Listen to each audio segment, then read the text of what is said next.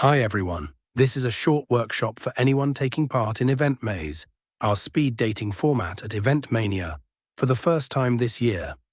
I'm recording this specifically for those of you who couldn't make it in person, so you walk into the festival already prepared instead of figuring out the mechanics on the fly and losing precious rounds.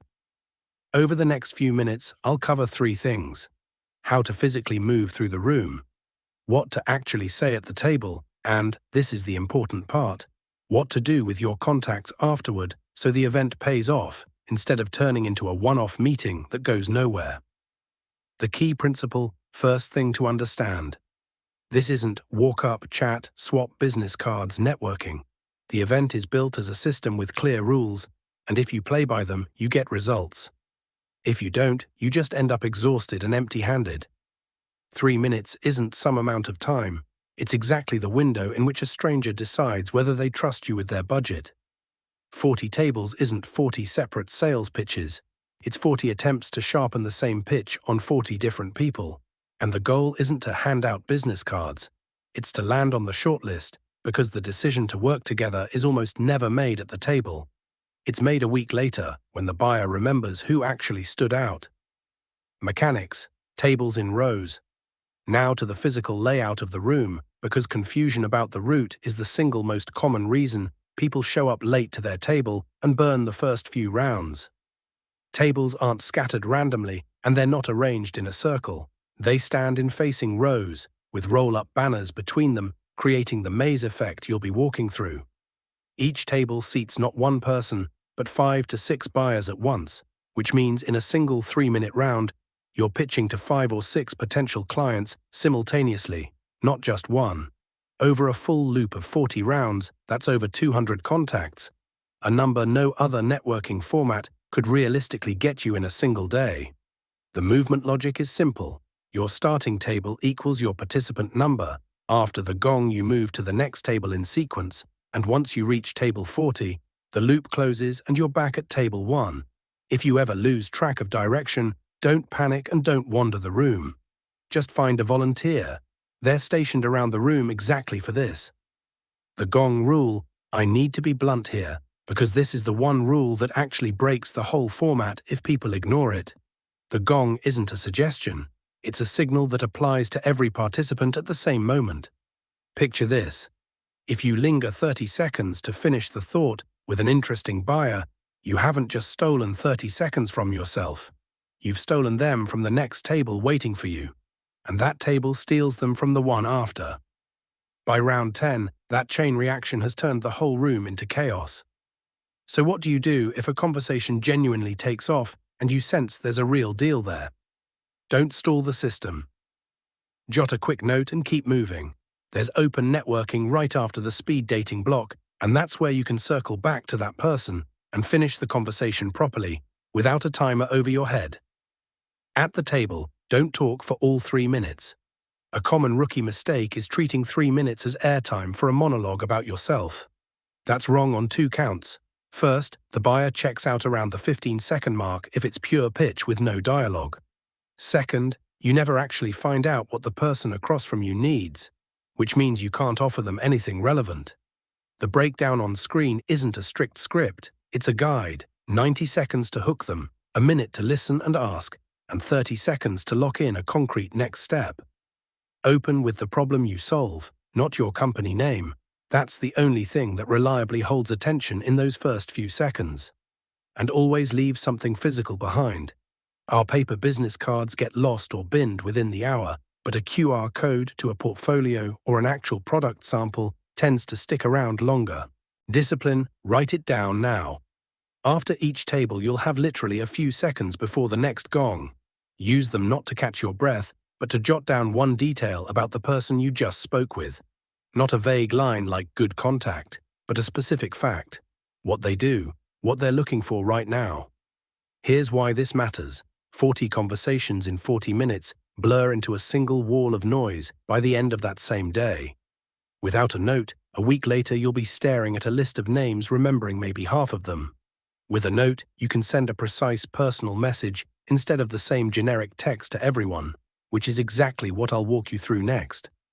As for what's off limits, The 3 items on screen aren't random.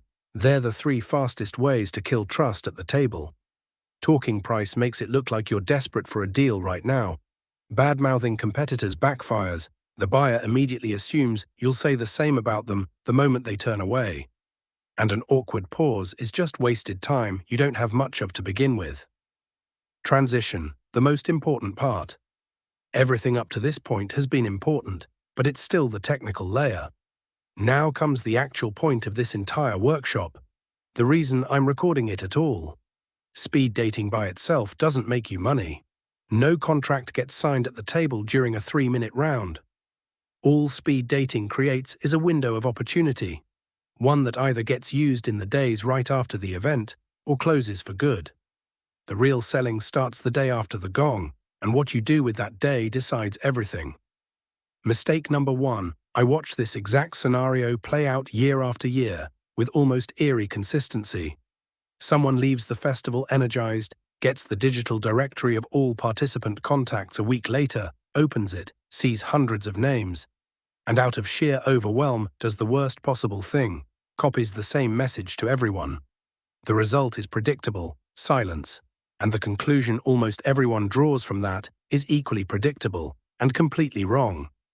Speed dating doesn't work.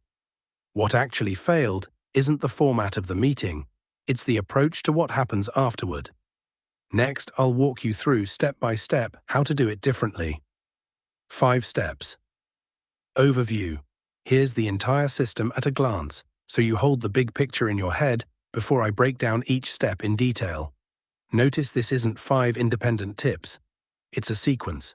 Skip any one step and you weaken the whole chain.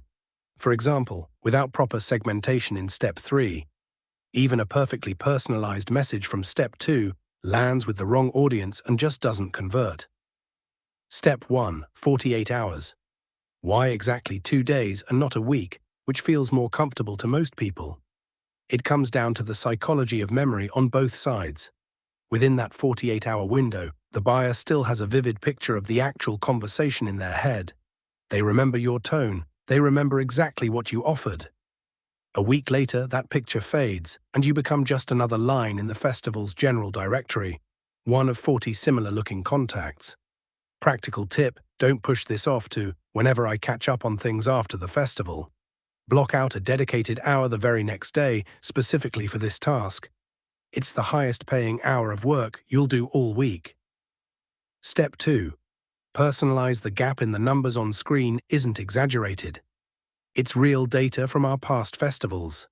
And this is exactly where the work you did back on slide 6 pays off, those notes you jotted after every table. A good personal message takes no more time to write than a template one. You're just swapping in one specific detail instead of a generic phrase. But the effect on perception is enormous. The person reads it and realizes they were actually listened to, not just processed through a politeness protocol. That's the one thing that genuinely sets you apart from the other 39 emails sitting in their inbox. Step 3. Segment. Once you've sent your personalized messages, you'll be left with 3 fundamentally different groups of people, and treating them the same way is the mistake that wipes out everything you just gained from personalization. With hot contacts, the ones who asked follow-up questions at the table themselves, don't wait. Reach out first and be specific, no generic phrasing. With warm contacts, the ones who just listened politely, don't push a sale. Nurture them with useful content and case studies and let the decision mature on its own. And with the ones who are clearly not your target, just let it go. Spending time trying to force a non-fit contact is time you didn't spend on a hot one. Step 4. Sequence. One of the most common misconceptions is thinking that once the email is sent, the job is done. In the events industry, decisions almost never get made on the first touch because they're tied to specific dates and specific budgets that still need internal sign-off on the buyer's side. 3 touches over a month isn't being pushy, it's a normal business cadence. The first email goes out right away, warm and personal. A week and a half to 2 weeks later, the second one lands with something concrete, a case study, a work sample, an offer. And 3 weeks out, a soft, low-pressure nudge toward the next step, a call, a meeting, a brief. If it's still silent after the 3rd touch, that's fine. It just means the timing isn't right for that contact yet. Circle back to them later. Step 5. A living list. And the last point, the most strategic one. Every contact you collected this year doesn't expire after a month. The events industry works in a way where the same person might need a vendor not just now, but again in 6 months or a year from now for a completely different project. That's exactly why 500-plus festival alumni isn't a one-time email blast. It's an asset that compounds over years. Set up a dedicated spreadsheet or CRM just for your Eventmania contacts and maintain it systematically. Then every future festival isn't starting from zero. It's building on a relationship network you already have. The bottom line, if you take away only one idea from this workshop, let it be this. The gong at speed dating isn't the end of your work, it's the beginning of it. What happens at the table is just lead qualification. The real work, the part that actually turns into money, starts the next day, when you sit down and write that first email. See you at Eventmania. See you in the room.